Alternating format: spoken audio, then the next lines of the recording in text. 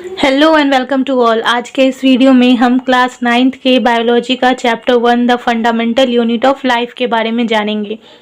जैसा कि हम सभी जानते हैं और हमने क्लास 8 में भी पढ़ा था कि the fundamental unit of life cell को कहा जाता है, क्योंकि सेल ही जो है वो हमारे बॉडी का स्मॉलेस्ट यूनिट है। इवन जितने भी प्लांट्स होते हैं, एनिमल्स हैं, माइक्रो ऑर्गेनिज्म है, हर किसी की बॉडी का जो स्मॉलेस्ट यूनिट होता है वो सेल ही होता है। तो चलिए हम देखते हैं कि इस चैप्टर में क्या बताया गया है। The bodies of living organisms are made up of microscopic units called cells। जितने भी लिविंग ऑर्गेनिज्म है सबकी बॉडी एक माइक्रोस्कोपिक यूनिट्स से बनी होती है और इस माइक्रोस्कोपिक यूनिट को सेल्स कहा जाता है। तो सेल को माइक्रोस्कोपिक यूनिट इसलिए कहा गया क्योंकि अगर आप सेल को चाहेंगे कि आप देख सके तो आप उसे नेक्ड आई से नहीं देख सकते। इसे देखने के लिए हमें माइक्रोस्कोप की ज़रूरत पड़ती है, इसलिए सेल को माइक्रोस्कोपिक यूनिट्स कहा गया है। और सेल जो है उसे हम हिंदी में कहते हैं कोशिका। तो cell is the structural and functional unit of living organism. Cell जो होती है वो हमारे शरीर की संरचनात्मक एवं क्रियात्मक इकाई को ही सेल कहा जाता है, यानी इसे हम कोशिका कहते हैं। सेल के बारे में आपने क्लास 8 में ही पढ़ा होगा कि जितने भी ऑर्गेनिज्म हैं उन्हें दो पार्ट्स में डिवाइड किया गया है। एक को कहा जाता है यूनिसेलुलर ऑर्गेनिज्म और एक को कहा जाता है मल्टीसेलुलर ऑर्गेनिज्म। यूनिसेलुलर ऑर्गेनिज्म उसे कहते हैं जिसके बॉडी में या जिसका बॉडी जो है एक सेल से बना होता है, और मल्टी सेलुलर ऑर्गेनिज्म उसके कहते हैं जिसका बॉडी एक से अधिक यानी बहुत सारे सेल्स उसके बॉडी में पाए जाते हैं। तो चलिए हम समझ लेते हैं।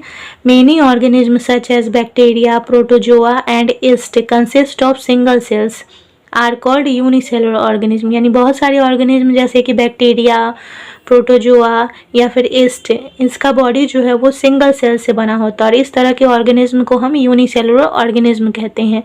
There is no division of labour as the single cell perform all life activities. और इस यूनिसेलुलर ऑर्गेनिज्म में नो डिवीजन ऑफ लेबर यानी काम का बंटवारा नहीं किया जाता है। जैसे हमारे बॉडी में होता है कि हमारे बॉडी में बहुत सारे सेल्स हैं, हर सेल का अलग अलग फंक्शन है, इसलिए हमारे बॉडी में डिवीजन ऑफ लेबर होता है, प्रेजेंट होते हैं। लेकिन जो यूनिसेलुलर ऑर्गेनिज्म होता है उनके बॉडी में एक ही सेल है, इसलिए उनके बॉडी में डिवीजन ऑफ लेबर यानी काम का बंटवारा नहीं किया जाता है कि ये सेल ये काम करेगा, वो सेल वो काम करेगा। हर काम एक ही सेल को करना पड़ता है। और the life span of an individual is short. और जो भी यूनिसेलुलर ऑर्गेनिज्म होते हैं उसका जो लाइफ स्पैन होता है यानी जीवन काल होता है वो भी बहुत छोटा होता है, वो ज़्यादा दिनों तक जीवित नहीं रहते हैं। जबकि हम अगर मल्टी सेलुलर ऑर्गेनिज्म के बारे में देखें तो more complex organism called multi cellular organism. जो मल्टी सेलुलर ऑर्गेनिज्म होते हैं वो बहुत ही कॉम्प्लेक्स ऑर्गेनिज्म होते हैं और are composed of collections of cells that function in a coordinate manner. जो मल्टी सेलुलर ऑर्गेनिज्म होते हैं उसका बॉडी बहुत सारे सेल्स से मिलके बना होता है और हर सेल्स का अलग अलग फंक्शन होता है और सभी सेल्स अलग अलग काम करते हैं और आपस में एक दूसरे से जुड़े होते हैं। With different cells specialize to perform the particular task. जैसे कि हमने जाना कि मल्टीसेलुलर ऑर्गेनिज्म में बहुत सारे सेल्स होते हैं। जैसे कि अगर हम अपना ही एग्जांपल लें, हम ह्यूमंस जो हैं तो हमारा जो बॉडी है वो बहुत सारे सेल्स से मिलके बना है। तो हमारे हर सेल्स का अलग अलग फंक्शन है, हर सेल्स जो है वो अलग अलग काम करती है। तो इस तरह हर सेल्स का फंक्शन अलग अलग है, उन्हें अलग अलग डिवाइड किया गया है। तो इसलिए there is a division of labour. इसलिए हमारा जो बॉडी है उसमें क्या है, डिवीजन ऑफ लेबर प्रेजेंट होता है, यानी काम का बंटवारा अलग अलग किया जाता है कि ये सेल का ये फंक्शन है, वो सेल जो है ये फंक्शन करेगा। जैसे अगर आप एग्जाम्पल लें, जैसे हम जानते हैं कि सेल जो है स्मॉलेस्ट यूनिट है और जब बहुत सारे सेल्स मिलते हैं तो बनता है टिश्यू, और जब बहुत सारे टिश्यू मिलते हैं तो बनता है एक ऑर्गन, और जब बहुत सारे ऑर्गन को हम अरेंज करते हैं तो बनता है ऑर्गन सिस्टम, और बहुत सारे ऑर्गन सिस्टम जब आपस में सिस्टमेटिकली अरेंज होते हैं तो बनता है एक ऑर्गेनिज्म। हमारे बॉडी में डिफरेंट टाइप्स के सेल हैं, जैसे स्पर्म। स्पर्म भी एक सेल ही है जो जिसे हम कहते हैं कि ये मेल गैमेट है। और जैसे ल्यूकोसाइट्स, ल्यूकोसाइट्स को कहा जाता है वाइट ब्लड सेल्स, तो ये भी हमारे बॉडी में प्रेजेंट होते हैं। ऑस्टियोसाइट्स जिसे कि हम बोन सेल्स कहते हैं, muscle cells, nerve cells, fat cells, ये सारे जो सेल्स हैं इन सब का अलग अलग वर्क है। इन सब को इसलिए कहा जाता है कि इनका जो डिवीजन ऑफ लेबर है वो डिवाइड किया गया है कि हर सेल्स का क्या काम है। तो इस तरह ये कहा जा सकता है कि हमारा जो मल्टी सेलुलर ऑर्गेनिज्म जो होते हैं उनके बॉडी में डिवीजन ऑफ लेबर प्रेजेंट होता है। उनके बॉडी में जो सेल्स होते हैं उसका काम करने का जो फंक्शन है या फिर उनके बॉडी में काम का जो बंटवारा है वो किया जाता है by the helps of different types of cells. जैसा कि हमने जाना कि यूनिसेलुलर ऑर्गेनिज्म जो होते हैं उनके बॉडी एक सेल से मिलके बने होते हैं और जो मल्टी सेलुलर होते हैं उनके बॉडी बहुत सारे सेल से मिलके बने होते हैं। लेकिन इसके बावजूद भी जो यूनिसेलुलर ऑर्गेनिज्म है या फिर जो मल्टी सेलुलर ऑर्गेनिज्म है, दोनों में कुछ फंक्शंस जो है वो सेम होते हैं, जैसे रिप्रोडक्शन, रेस्पिरेशन या फिर ग्रोथ और कुछ फंक्शन जैसे कि न्यूट्रिशन। तो ये जो फंक्शंस है वो मल्टी सेलुलर ऑर्गेनिज्म में भी होते हैं और यूनिसेलुलर ऑर्गेनिज्म में भी ये फंक्शंस होते हैं। अब हम समझ लेते हैं डिस्कवरी ऑफ सेल, यानी सेल की डिस्कवरी किसने की, किस तरह सेल को खोजा गया। तो cell was discovered by Robert Hooke in 1665। Cell को सबसे पहले डिस्कवर किया था रॉबर्ट हुक ने 1665 में। रॉबर्ट हुक ने डेड सेल्स का डिस्कवर किया था। देखिए उसके बारे में क्या बताया गया है कि Robert Hooke saw that the cork resembled the structure of honey comb consisting of many little compartments. Robert Hooke ने क्या देखा, तो रॉबर्ट हुक ने सबसे पहले कॉर्क कहते हैं पेड़ की जो छाल होती है उसे ही एक नाम दिया जाता है कॉर्क। तो रॉबर्ट हुक ने सबसे पहले कॉर्क को देखा और उन्होंने देखा कॉर्क को कहाँ पे, तो उन्होंने कॉर्क को माइक्रोस्कोप के नीचे रख के देखा था। तो जब उन्होंने देखा कॉर्क तो उन्हें दिखा कुछ हनी कॉम्ब जैसे स्ट्रक्चर छोटे छोटे उन्हें दिखे। हनी कॉम्ब यानी आप देखे होंगे मधुमक्खी का जो छत्ता होता है वो कैसे एक छोटे छोटे दूर से देखिए तो बॉक्स जैसा हमें ऑरेंज दिखेगा, तो उसी तरह रॉबर्ट हुक को हनी कॉम्ब जैसा ये कॉर्क दिखा और उन्होंने देखा कि ये जो हनी कॉम्ब जैसा स्ट्रक्चर है वो एक लिटिल कंपार्टमेंट जैसा दिख रहा है, छोटे छोटे बॉक्स जैसे बने हुए दिख रहे हैं। तो इस तरह he discovered through a self design microscope. वो जो रॉबर्ट हुक थे उन्होंने ही खुद से माइक्रोस्कोप डिज़ाइन किया था और उसी माइक्रोस्कोप के थ्रू इस कॉर्क को देखा। तो he called this boxes cells. उन्होंने जब माइक्रोस्कोप से कॉर्क को देखा तो उन्हें ये कॉर्क छोटे छोटे बॉक्स जैसे दिखे, इसलिए इन्होंने इस कॉर्क को सेल्स कहा। सेल का लैटिन मतलब होता है little room. In 1674 Anton van Leeuwenhoek, a Dutch microscopist, made an improved microscope, and using this microscope he discovered the free living cells in pond water for the first time। जैसा कि हमने जाना कि father of cell कहा जाता है Robert Hooke को, क्योंकि इन्होंने सबसे पहले 1665 में सेल को डिस्कवर किया था। लेकिन आफ्टर 1665 एक दूसरे साइंटिस्ट आए जिनका नाम था Anton van Leeuwenhoek. Anton van Leeuwenhoek ने भी सेल को डिस्कवर किया था। कब? 1674 में। तो जो एंटोन वॉन लीवेनहॉक थे उन्होंने लिविंग सेल्स को डिस्कवर किया था और रॉबर्ट हुक ने किया था डेड सेल्स को डिस्कवर। लेकिन रॉबर्ट हुक ने सबसे पहले किया, इसलिए फादर ऑफ सेल कहा जाता है रॉबर्ट हुक को। अगर आपसे क्वेश्चन किया जाएगा कि फादर ऑफ लिविंग सेल्स किसे कहा जाएगा तो आप आंसर दोगे Anton van Leeuwenhoek. Anton van Leeuwenhoek ने सेल का डिस्कवर किया था 1674 में। और ये जो एंटोन वॉन लीवेनहॉक थे वो एक डच माइक्रोस्कोपिस्ट थे, मतलब इन्होंने भी माइक्रोस्कोप को डिज़ाइन किया था और इन्होंने जो माइक्रोस्कोप डिज़ाइन किया था वो एक इम्प्रूव्ड माइक्रोस्कोप था, जिसके थ्रू उन्होंने देखा कुछ फ्री लिविंग सेल्स को देखा। जब वो पॉन्ड के साइड में गया तो उन्होंने पॉन्ड वाटर में कुछ पॉन्ड वाटर को कलेक्ट किया और उस वाटर में उन्होंने देखा कि कुछ लिविंग सेल्स जो उन्हें दिखे। जब उन्होंने माइक्रोस्कोप के थ्रू पॉन्ड वाटर को कलेक्ट किया था, उस पॉन्ड वाटर में उन्होंने देखा तो उन्हें कुछ फ्री लिविंग सेल्स दिखे जो मोटाइल थे, यानी जो मूवमेंट में थे, एक जगह से दूसरी जगह मूव कर रहे थे। फिर उसके बाद उन्होंने in 1678 he discovered sperm and identified the sperm cells of human, dogs, rabbits, frog, fish and insects. Anton van Leeuwenhoek ने ही 1678 में स्पर्म को डिस्कवर किया था और उन्होंने आइडेंटिफाई किया था ह्यूमन के स्पर्म को, डॉग्स के स्पर्म्स को, रैबिट के, फ्रॉग के, फिश के और इंसेक्ट्स के स्पर्म को उन्होंने ही पहचाना था। तो इस तरह अगर ये क्वेश्चन आता है कि हु डिस्कवर्ड स्पर्म्स, तो you can say Anton van Leeuwenhoek and in 1678। तो इस तरह आपको ये क्लियर हो गया होगा कि सेल का जो डिस्कवर है उसने सेल को डिस्कवर किया था रॉबर्ट हुक ने, और रॉबर्ट हुक ने जो डिस्कवर किया था वो किया था डेड सेल्स का डिस्कवर। लेकिन उन्होंने 1665 में ही इसे डिस्कवर किया गया, इसलिए इन्हें फादर ऑफ सेल कहा गया। और एंटन वॉन लीeuwenhoek ने डिस्कवर किया था लिविंग सेल्स को। चलिए अब हम एंटन वॉन लीeuwenhoek के बारे में कुछ और भी जान लेते हैं। जैसा कि हम जानते हैं कि एंटन वॉन लीeuwenhoek ने इम्प्रूव्ड माइक्रोस्कोप को डिस्कवर किया था। इम्प्रूव्ड माइक्रोस्कोप को डिस्कवर करने के कारण हम माइक्रो ऑर्गेनिज्म को देख पाते हैं, तो इसलिए एंटन वॉन लीeuwenhoek को फादर ऑफ माइक्रोबायोलॉजी भी कहा जाता है। माइक्रोबायोलॉजी के अंदर में हम माइक्रो ऑर्गेनिज्म के बारे में स्टडी करते हैं, तो एंटन वॉन लीeuwenhoek को फादर ऑफ माइक्रोबायोलॉजी भी कहा जाता है। अब हम कुछ और डिस्कवरीज के बारे में जान लेते हैं। In 1831 Robert Brown discovered the nucleus in the cell.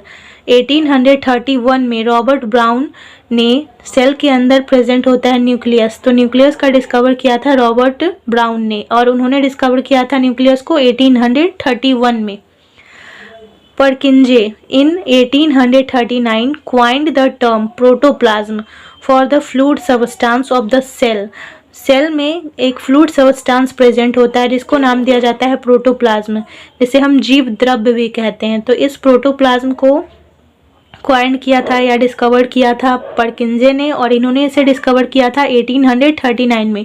जो प्रोटोप्लाज्म होता है, जैसे आप पढ़े भी होंगे क्लास 8th में, और आगे भी मैं आपको डिटेल से बता दूंगी कि जो प्रोटोप्लाज्म होता है, हम जानते हैं कि हमारे सेल में न्यूक्लियस प्रेजेंट होता है, और न्यूक्लियस में जो सबस्टांस प्रेजेंट होते हैं, फ्लूइड मटेरियल्स प्रेजेंट होते हैं, उसे हम न्यूक्लियोप्लाज्म कहते हैं। और सेल में जो फ्लूइडी सबस्टांस होते हैं उसे हम साइटोप्लाज्म कहते हैं। तो जब न्यूक्लियोप्लाज्म और साइटोप्लाज्म इन दोनों को हम कंबाइन करते हैं, यानी इन दोनों पार्ट जब प्रेजेंट होते हैं, तो उसे एक नया नाम दिया जाता है जिसे कहा जाता है प्रोटोप्लाज्म।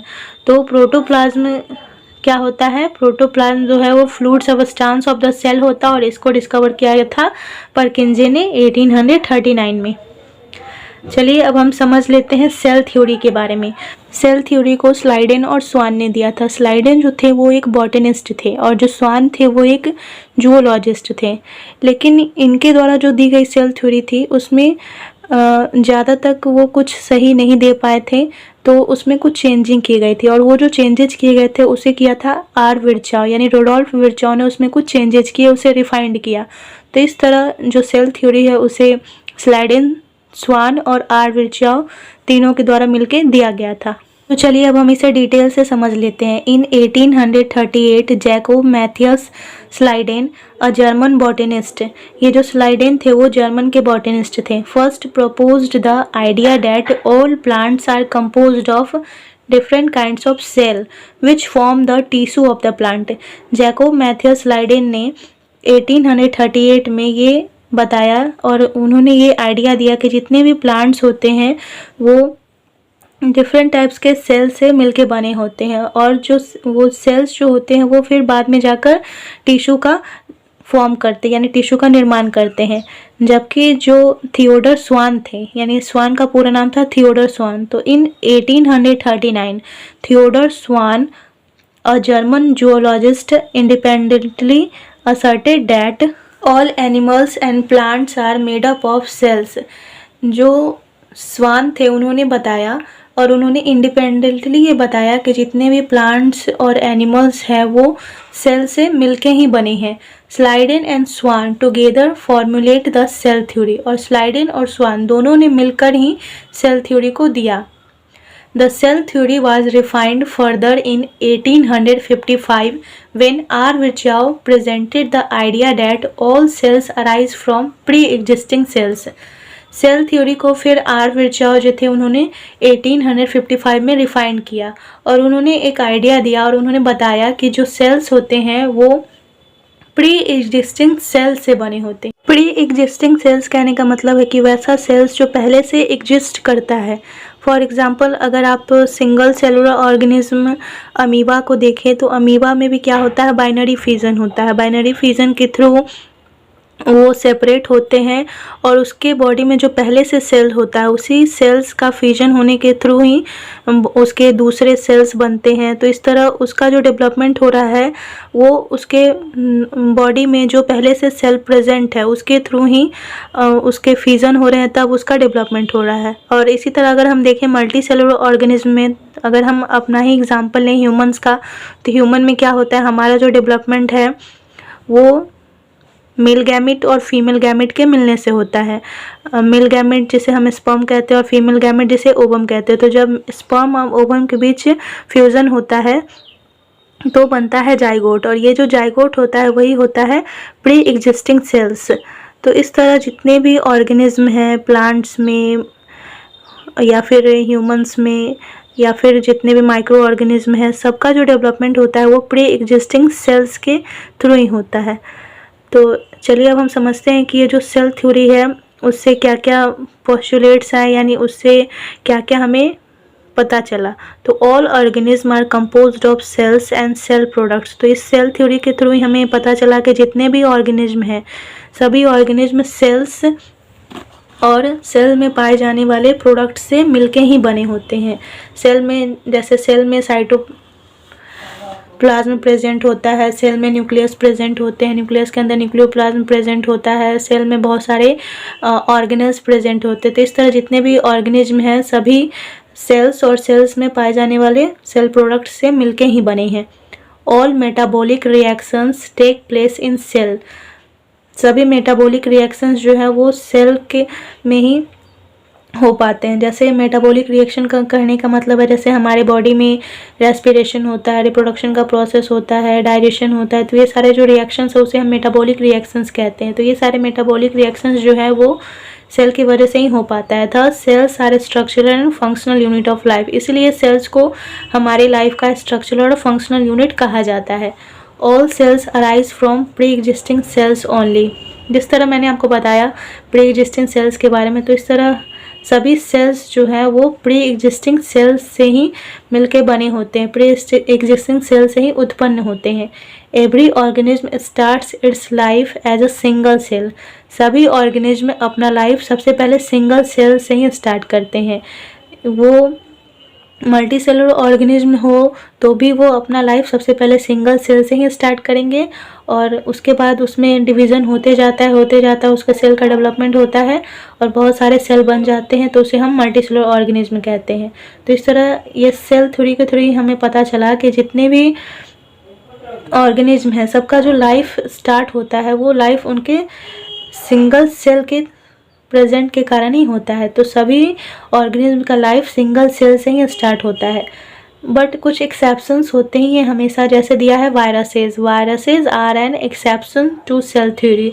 एक्सेप्शन कहा गया है सेल थ्योरी का क्योंकि वायरस जो है वो लिविंग और नॉन लिविंग दोनों के बीच का कनेक्टिंग है। यानी वायरस जो है वो अगर हमारे इन्वायरमेंट में प्रेजेंट है तो वो नॉन लिविंग होते हैं और जैसे ही किसी ऑर्गेनिज्म के बॉडी में एंटर कर जाते हैं तो वो लिविंग हो जाते हैं, इसलिए उसे लिंकर या connector of living and non living कहा जाता है। तो इसलिए वायरस जो होते हैं वो सेल थ्योरी के एक्सेप्शन होते हैं। आई होप आपको इस वीडियो से बहुत सारी नॉलेज मिली होगी। अगर आप मेरे वीडियो को पहली बार देख रहे हैं तो मेरे इस चैनल को ज़रूर सब्सक्राइब कीजिए और अपने दोस्तों के साथ भी इसे शेयर कीजिए। Thank you, thanks for watching, keep supporting.